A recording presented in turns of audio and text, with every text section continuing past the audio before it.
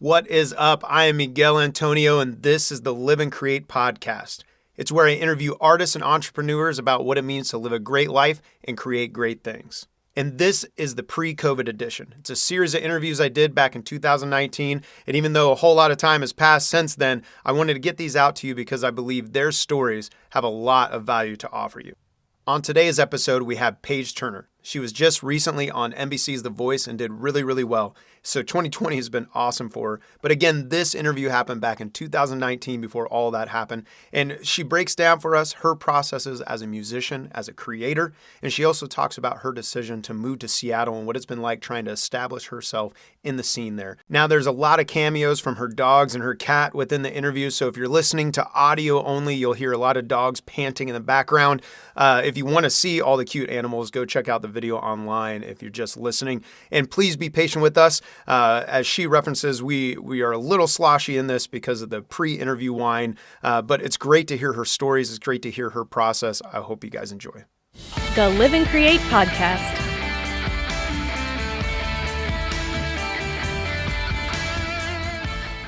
Okay. He's joining in. So we're going to have a lot of cameos from all the dogs hanging out, and maybe even the cat. The cat might even play some keyboards like it did earlier. What's the cat's name again? Spooks. Spooks. Okay. So out here in Seattle, chilling with Paige. So you moved out here, 8 months ago? Yeah, actually just hit a year. Just hit a year? Yeah. Okay. Been a good year so far? Ups and downs. Ups and downs. Just like, what's been the best part about moving here to Seattle? Honestly, I think the biggest thing that really hit me when I think it was actually a couple weeks ago, was how people are responding to my music. Yeah. It's new, but also refreshing because I haven't had it in a little bit. So yeah, it's pretty cool to see people react. Well, it was kind of cool even as I was out like at clubs or the So Far show. I'd mentioned your name. I was like, yeah, I'm out here with my friend Paige. And they're like, oh, yeah, she's awesome. So you're already building that kind of buzz. Yeah. So diving into it, what was kind of the thing that inspired you to make this move? I'm a major risk taker and actually just like left a church at that point. So I was like, oh, I need something new. Yeah. I was bored with a lot. Like, I just felt as though my music career wasn't going very far. And if I wanted to be the successful musician that I wanted as a young kid, then it meant that I put myself out to like these big, bold risks.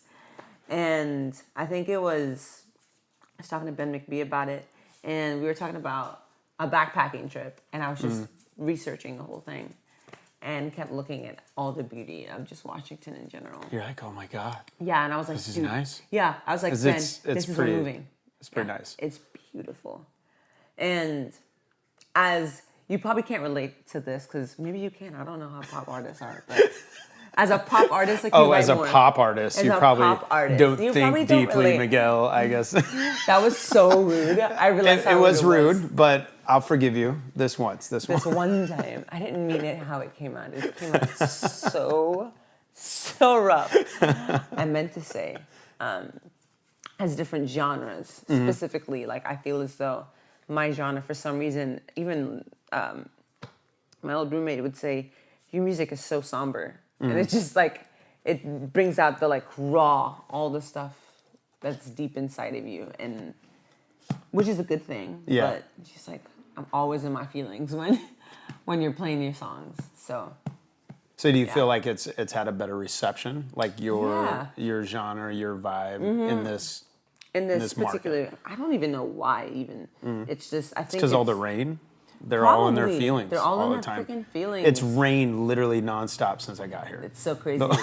Because it's the most... Actually, it was kind of like this when we first moved here. It's actually rained less than what it usually does here, apparently. So our first year here was, like, magical. Yeah. The winter was kind of brutal. Well, not really that brutal. They call 2 inches of snow, like, Armageddon. So, Like, what do we do? Oh my God.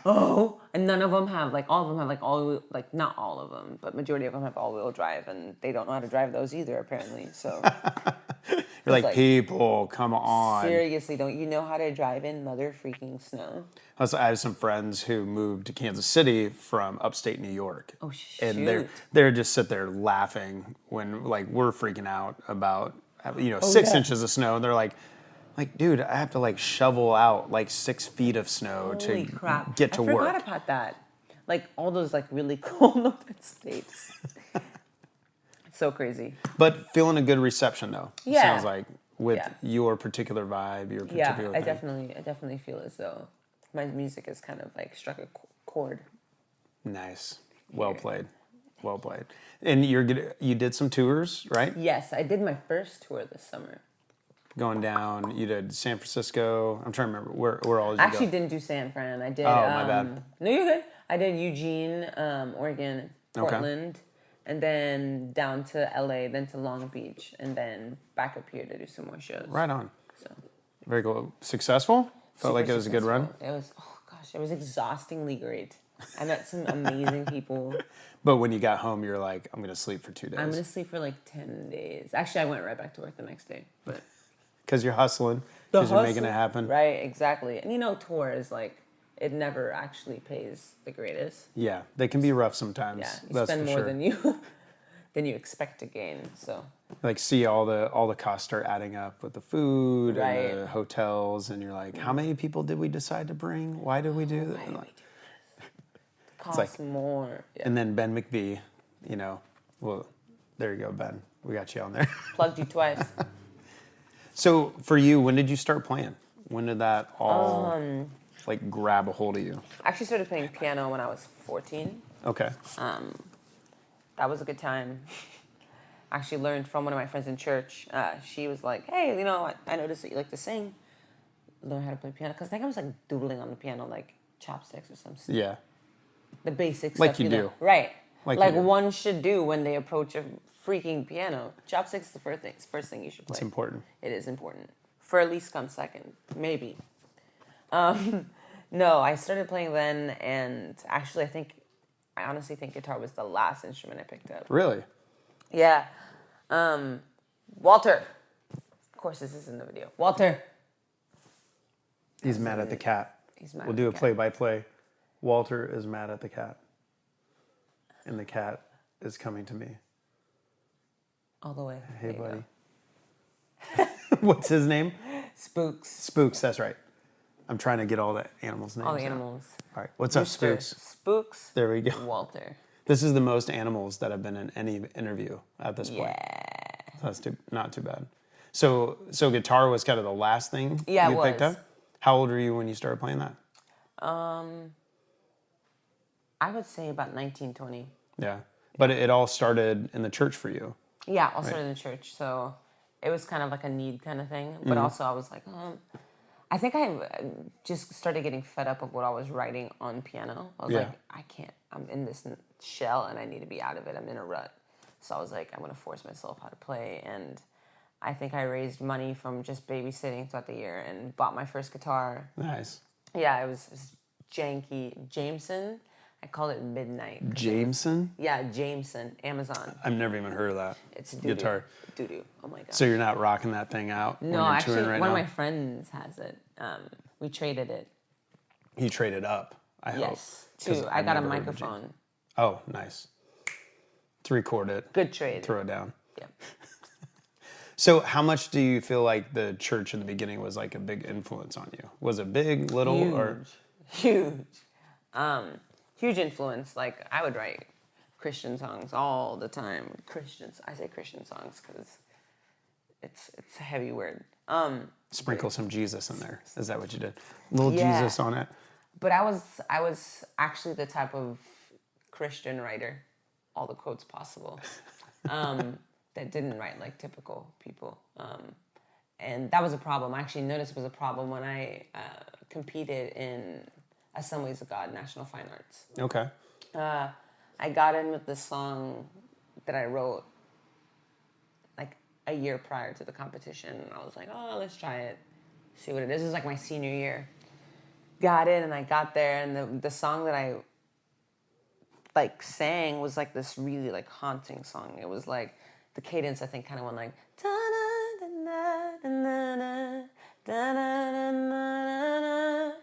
and it was like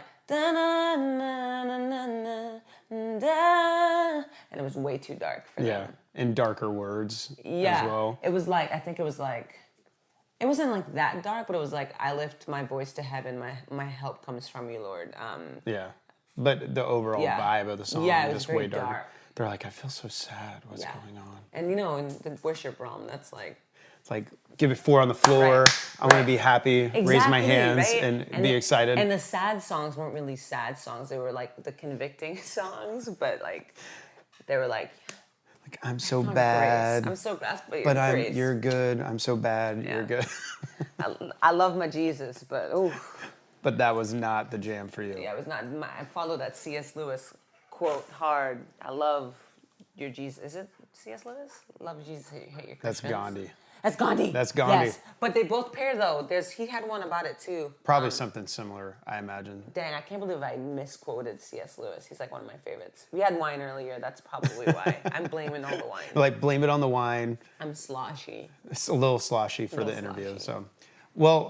So where did that transition happen for you in a sense of like not walking out of the church necessarily, like I know that's still a piece of it, but like artistically, it seems like you kind of broke out of those bounds and creating music on a different level. Right. The first song I actually recorded was a song called Beautifully Flawed.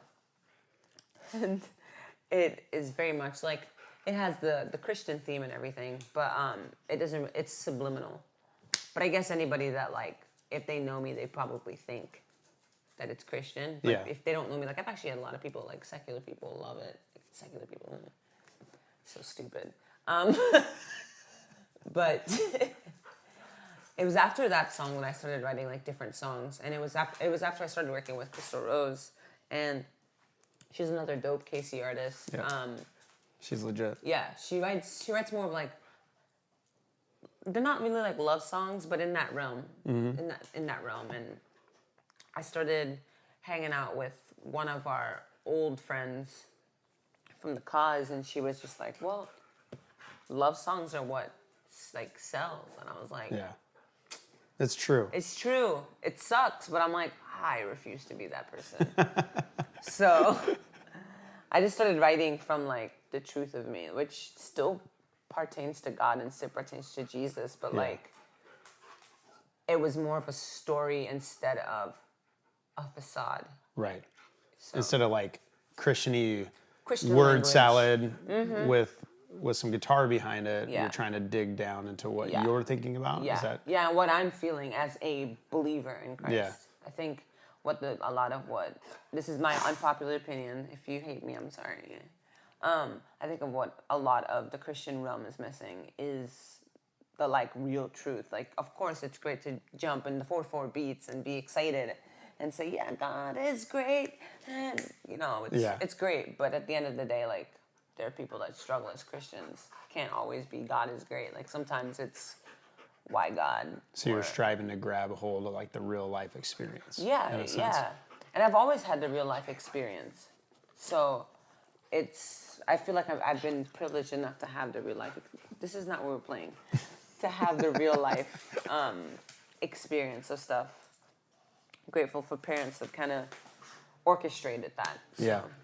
Yeah. Now, would you say that you're a Christian artist in a sense? Okay. How would you define yourself then?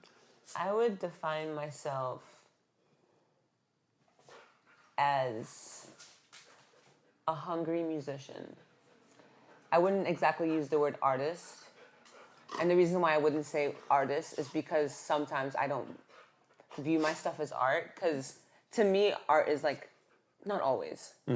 Art is something that everybody wants to see. Like, it's like a work on display, right? Right. Whereas in sometimes, like, the music that I listen to, like, I listen to people like Hiatus Coyote and just these, like, crazy jazz, like, fusion things. I have so many students that are in rock, pop, love all these things. They're like, I wouldn't listen to that. So, like, that to me is, like, the musicianship. Like, to me, not all pop, some pop is an artistry. They're playing to sell, like they're creating to sell. Right. And I've met some pop artists that aren't doing that. I've met some great pop artists, especially from Kansas City, that have left the scene. Mm-hmm. So, and you're doing your thing too, pop rock. Pop rock. No, I've always liked you guys. True. Walter says yes too. So what does your process look like now, since you've been here in Seattle, meeting a bunch of different artists? Like when it comes to writing, how have you seen your process change since you've been here? Yes, nature has definitely impacted that. It's always played a huge part of like my freedom in writing, but more so now than anything. And I think I don't know if it's like when I go into nature that I can just refresh or whatever. But for some reason, every time I come back out, I'm like, okay. It's like going on hikes and I know on your stories I've seen you kind of out in the woods and Just you actually doing have random that crap out right here too. Exactly. I have a freaking ocean. I've got all the different stupid things where I can just. I'm jealous. Yeah. I'm jealous. God, just come out here, man. Cali. Not out here, but Cali. I had to swing by the ocean today. I was like, yeah, this is legit. I missed it so much. This is not the time. You out of water? No, you're not out of water. Now, who are some of the artists who are sticking out to you in Seattle? Who are some of the people that you're... I love the Black Tones. The Black Tones? Yeah. They're like, I can't even explain their style because they're their own thing. Yeah. They're pretty great. They're super fun people and super sweet. The lead singer actually became good friends with her through my job because she used to work there and everyone loves her there. She's just this awesome, sweet person, and her twin brother plays drums. And I think they have like a family friend that plays guitar, bass. No, bass, yeah, because she plays the guitar. So everyone loves them. Another artist that sticks out to me is one of my friends. Her name is Whitney Monge. I will butcher your last name. Whitney Monge. Monge. That sounds legit. That sounds legit, Monge, though. Yeah. She's super cool. She's very, very, very, very professional. And that's something to, like, admire, especially coming in as a new person into the scene, too. So, and then my homie, she's not, like, a Seattle person, but she moved from Hawaii to here. She's actually a verified. I say verified because everybody should be verified. If you're She's got the check. She's got the check mark. Right. She's legitimate. She's legit. She's legit. She's a reggae artist, and she's toured with some very, very professional names. And right on. She's just a professional human being. She's great and very talented. So nice. Yeah, I'm learning from a lot of people here. That's awesome. Yeah. What would you say has been one of the hardest things moving into a new place for your artistry? Finance. Biggest struggle. It's definitely more expensive than Kansas City. I mean, I was struggling in Kansas City, but nothing like this. Like this, it's crazy. Yeah, cost of living is a little lower Yeah. in Kansas City than I think out here in Seattle. Even just looking at gas prices. Tacoma has some of the cheap prices. Shout out to Tacoma. Boom. That's where you go. You like dip over to Tacoma. It's like fill 45 minutes away though. So it's not even worth it. It's not even worth it. They had gas for like sometimes like $2.50. Nice. Right. That's like poor cheap here. Yeah. That's like the gas they throw water in. So for you, you've been to remedy that. I know you started working at School of Rock. School of Rock, yeah. Now, was that pretty early on? Did you just transfer from School of Rock, or did you find that here? I actually found it through a drummer that I played with. I was working at a music store, and it just didn't end up working out that way for me. I didn't really like working there. So my drummer was like, hey, we're looking for a female teacher in the school. You can really use vocalists as well, female vocalists. So you're doing vocals and guitar? I'm doing actually vocals and piano. Nice. Yeah, I do guitar. I think I have one guitar student now, and then sometimes I do drums and sometimes I do bass. It just depends if I'm subbing. Float around and do your thing. Yeah. What are some of the things that you focus on when you're talking to the students as far as like, when you think about coaching like some of the younger students into a career in music? What are some of the things you focus on there? I have to be like really selective with who I talk to about it because a lot of them are just there to have fun. Yeah. Which is a thing, but a lot of them are serious about it. I don't know. I kind of just tell them like, it's a struggle out there, and then eventually your taste in music is going to change because they think slow music's boring. Yeah. I thought that too. I remember when I was 10. Like they want everything hype. Yeah, hype and loud. Exactly. I remember, oh my gosh, how my taste changed so much, with just age. I've always had like an old taste in music. Like I've always been raised on Sade and Monica and Brandy and all the good stuff. The good stuff. Yeah, the good stuff, good goods. Some Shaka Khan, of course. Yes, of course. All the hits. My mom raised me well. I've never actually now getting into the rock realm.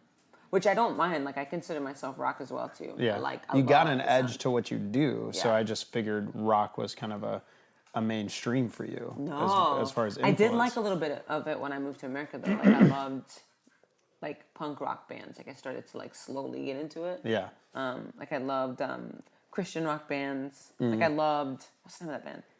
Skillet. I loved Skillet. Yeah. I love... That's a talented group. Yeah. And Red. Have you ever heard of Red? I know the Red. Screamo? It's been a long time since I know the band, but it's been a long time since I heard it. Sir, relocate your body. He's not happy about lack of attention. Do you want to go out there? The patio. He's like, I need to go. He'll let you. We can pause it. So for them, so you're coaching the younger students, if I understand right, just to like, in a sense, to open up to newer kinds of music, or to be ready to open up to new kinds of music? Yeah, kind of don't just say, well, I'll never like that kind of music. Oh, that's not for me. Like, just, because I'm even learning from rock music. I didn't even think I would like Megadeth. I like a couple of Megadeth songs. Yeah. Who would have thought I would have liked Megadeth? I'm always open to stuff. Like, I never dismiss someone. If someone proves themselves, then they're Like that there's they're something talented. that connects, that you connect Yeah. with, like throw it in. Exactly. Well, and I kind of have this running theory right now that genre doesn't matter anymore. Doesn't. And I think the more influences you can bring in as an artist, as long as you're an artist that knows how to execute whatever that thing is well, I think it doesn't matter. I agree. It's definitely true. I resonate with that strongly. Yeah, I've just been experimenting even as I'm releasing music with the same kind of thoughts. It's like, okay, well, in this season, I was feeling this like Americana thing. So let's just do it. Let's just throw it out. And then in this season, I'm feeling this kind of vibe. Let's try it out and see what's going on. So, and maybe eventually I'll land on something that feels like right. completely me. But all those things feel like me at the moment. So I was like, fuck it, let's just do it. They're definitely, no, I write the same way. Like, I'm just like, today I feel neo-soul-y. Yeah. Today I feel rocky. Now, your process when you're writing, is it like a daily process for you? Do you write in seasons? What's that look like for you? It's actually pretty sporadic. Like, sometimes I'll just pick up the guitar and just place my fingers. It doesn't happen very often. I haven't written in a long time, but I try to write when I'm starting to feel the crappiest. Especially when you have all the emotions to get out on the fretboard. That's usually the only time I get like good stuff out. Yeah. Really and truly. So it's weird, but I feel like that's like a lot of like artists' approach. Like, yeah, for me, it's kind of a sanity thing where if I'm not writing, I've been in a season where I guess I haven't made the time to write because I've been working on the tours and booking and all the business ends where I'm like, I need to get back to writing. That's what I feel like I am. My brain's like rattling around a bunch of things. Yeah. And you're so burnt out on the business end too. Yeah. Yeah, I'm right there. It's like time to just let it go. I try to like completely disengage the business side of it while I create, and then let the business side creep in again later. Because I feel like there's times I've tried to write just from a business perspective, if that makes sense. Like, who's the demographic, who's this and who that. Are you trying to sell this to? Which I'm not against, but I feel like in the infancy of the creation, it almost like hinders it because you can't explore different thoughts and different ideas. I don't know if you feel that. That's true. That's very true. And then kind of let everything else kind of craft it later. Find its way. Yeah. It usually takes me like 2 days or so to write lyrics. I Yeah. suck at them. I suck at them so bad. It's so hard for me for some reason. Don't know why. It takes me like not 5 minutes, I guess like 10, 15 minutes to write a melody. The melody, put the chords and everything going. I usually write like, get a main idea for what I want for the verse. Yeah. Into pre-chorus, and then I kind of just formulate from there and play it a couple times and then alter things and then go from that point on, and then I find a chorus. Nice. And then I stress out about the verse too, because then I'm like, shoot, that's more lyrics. Bridges is where I struggle. Like the bridge. The finish? Ugh. Yeah. Often I've just been going like, let's just kind of redo a little bit of the chorus in a different way in the bridge, and then let's come back to the chorus, because that's kind of like my nemesis in a way as far as writing goes. It is the Achilles thumb. What is the Achilles heel? Achilles heel? I think That's the so. same, right? I think that's I almost legit. said thumb. I don't think it's thumb. It's not his thumb. It's definitely It's Achilles heel. Yeah, definitely Achilles you're definitely heel. on it. Achilles thumb. So making these big moves, like grabbing hold of the risk, which I'm all about. I respect that a ton. When like thinking of other artists, like if other artists are listening to this and they don't have that thing in them naturally, like what advice would you give them to take kind of a step out? The hunger? Is that what you're asking? Well, like, so like it sounds like for you, the idea of like taking a big risk is a natural kind of step. So like say someone's struggling to where that's not like their natural vibe, but they know something needs to happen. They're like, I got to make some kind of move, but they're not necessarily wired the same way. What kind of advice would you give them? Probably just take it one day at a time, because I know like it could be overwhelming to make huge decisions, because then huge decisions come with huge repercussions. Yeah. So maybe just like set a goal daily, like this is where I'm moving, next step, next step, next step. And set yourself like, not necessarily huge goals that are impossible to reach, but set yourself a goal like, okay, well, in 6 months I want to be able to play a John Mayer solo top to bottom without messing up. Right. Right.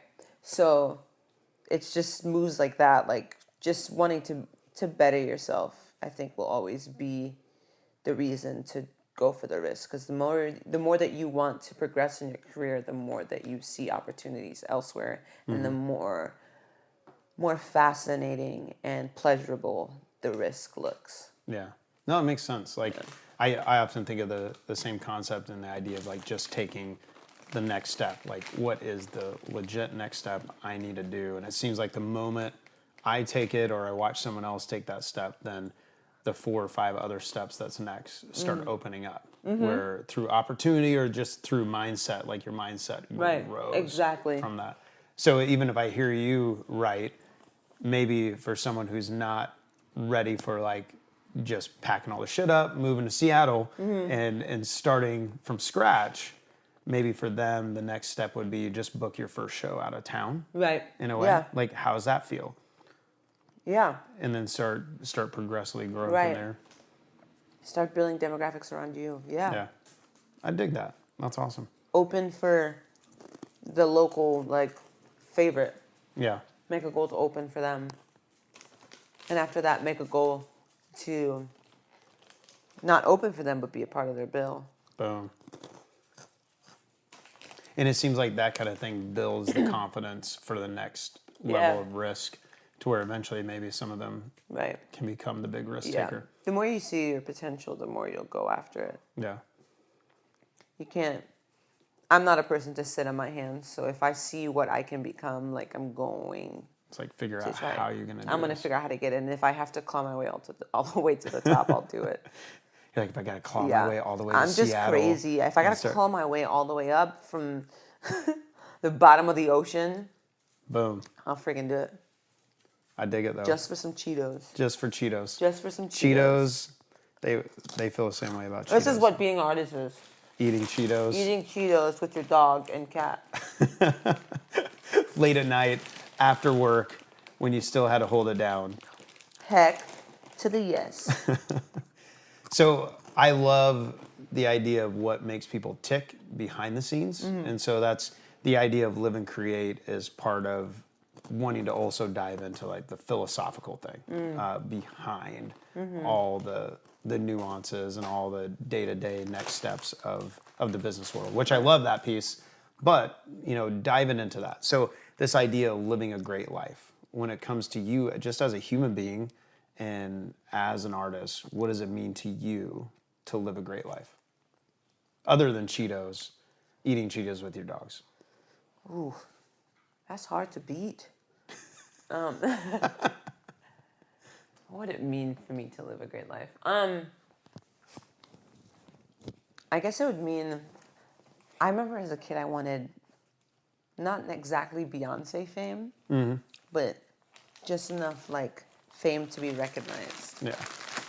Was it Sasha Fire? Is that her name? Sasha Fierce. Sasha Fierce, that's what it was. Yep.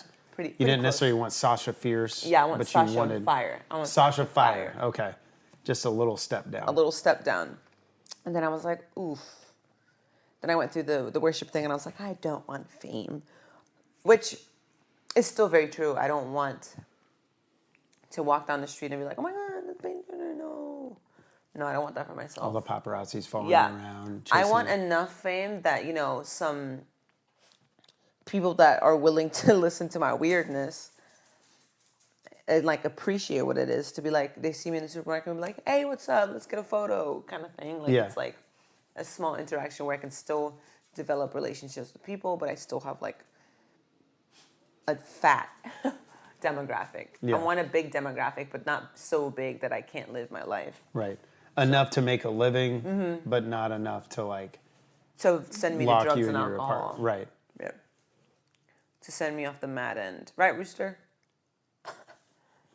Was there an experience that kind of tipped you off to that? Like a particular experience where you're just like, ooh, I don't want that? Something you saw or experienced personally? Yeah, I think being a part of the church made me realize, like, not necessarily that it's selfish to want so big for myself, but more so it made me realize that I wanted to appreciate the gift that I really did have and not flaunt it because I believe people have like specific gifts that don't necessarily need to be flaunted as much as because they get abused. Yeah. So I believe like I have this gift that needs to be appreciated, and some people don't appreciate it, and that's totally okay. So I just thought I think it'd be better mentally for me and spiritually and logically for me if I stayed on like more of the NPR sessions type of girl and deuces, make the tour like once every whenever, like. Yeah. So for you then, like the idea of living a great life is simply accomplishing this goal for you? Is that what you mean? Or yeah, just accomplishing not the finally, yeah, Mom, look, I made it here to this. My goal is right now is, who is the person? There's this person that I follow on Instagram. Her name is Sophie Marks. When I started following her, she was about, did the 10K? She's at 27K now. nice. So she's hustling. She's hustling hard. That's my goal right now. And then right after my goal is Emily King. Nice. Vibes. Yep. And after her is I think my band her. would actually open for Emily King at some point at Riot Room. I wouldn't No be shit. surprised. Oops. No, Sorry. yeah. Sorry, guys. An overload on there. Yeah. So in a sense, then living a great life for you is just having this next incremental goal, and you feel peace as long as you're accomplishing, or at least in the process to those goals.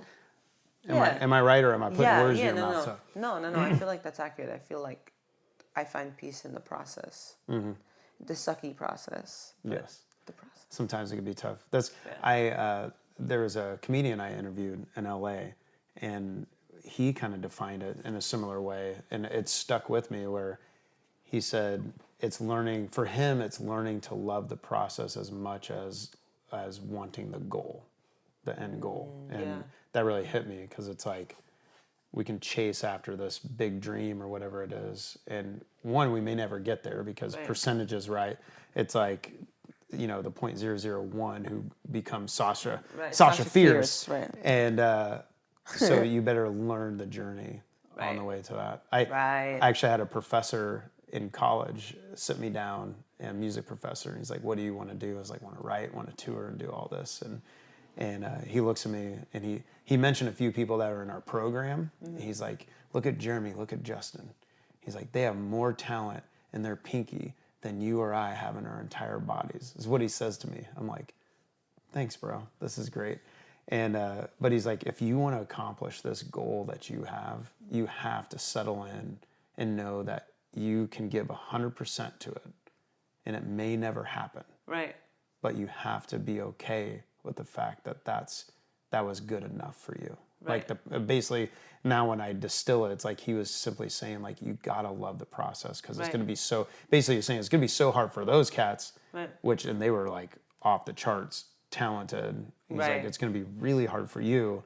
So if you're not going to love it and still be okay with maybe you don't accomplish this huge dream, maybe you shouldn't do it. And that dude, like, that sticks with me a ton. No, that does hit it does hit the core. Yeah. That's a really good. Yeah, I need to follow that. Yeah, on the long drives and the tour, that's something that keeps coming back to me. Sometimes in a negative way, because I'm like, man, I just suck, and he thought I sucked.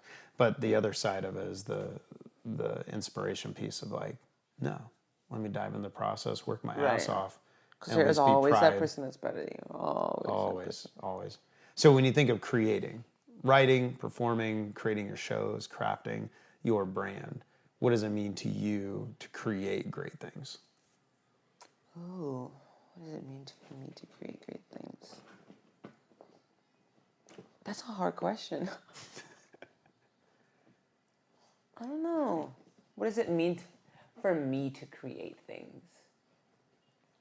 What does it mean for you? What's it mean for me? Let me get an example. That's a good question. Like I ask the question all the time, but no one's ever asked me. So now you like flipped it around to give yourself time to think. Well played. Chess. Yeah, just kind of thinking out.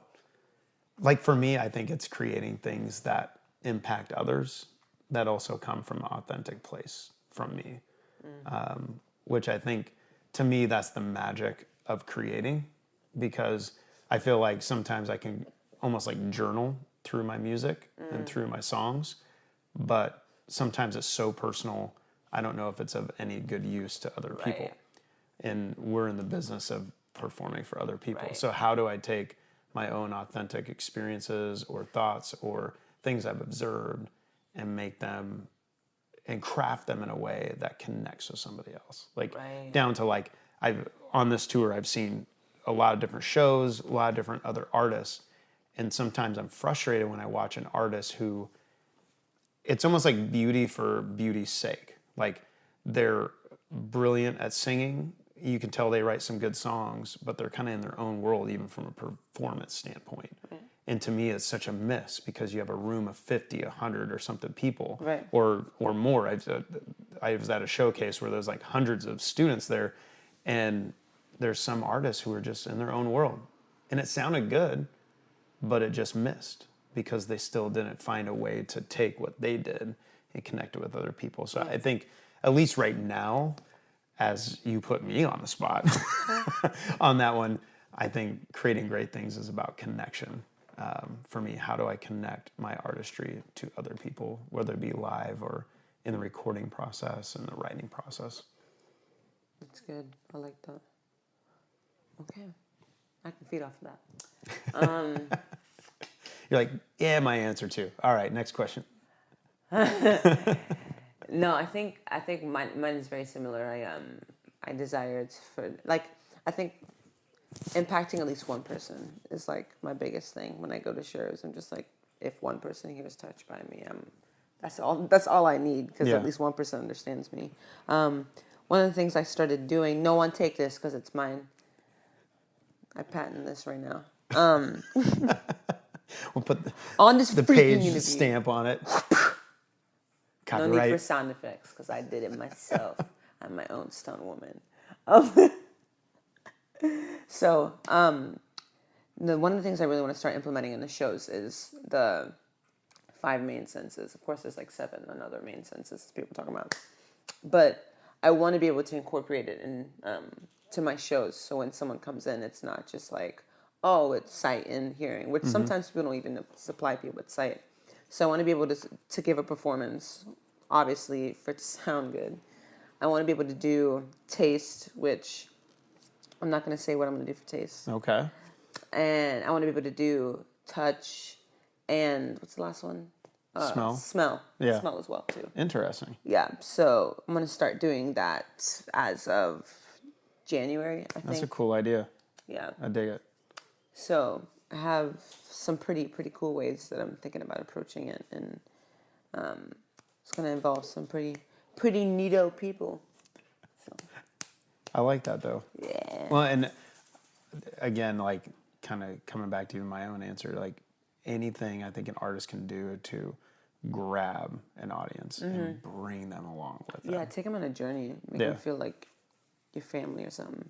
Absolutely. Creepy family. Creepy grandma. Creepy grandma who's In the throwing log cabin scents. when you go on vacation. I never had these kinds of vacations, though. What kind of vacations? Creepy You know when grandma, they go, log like cabin. they go, like the family, like you watch those stupid movies, and they go to the lake house. With the horror movies, where it's like No, or even like what was that movie? Was it Adam Sandler?